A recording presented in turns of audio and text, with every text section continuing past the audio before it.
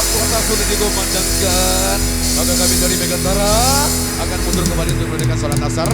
Dan informasi juga sekali lagi kepada segenap rekan-rekan remaja putra maupun putri yang tentunya ikut ngiring pengantin, kami silakan dirinya untuk kesiap-siapannya. Sehabis sholat asar kita sama-sama berangkat ngiring pengantin. Baik, terima kasih. Ditunggu kembali untuk yang ke selanjutnya.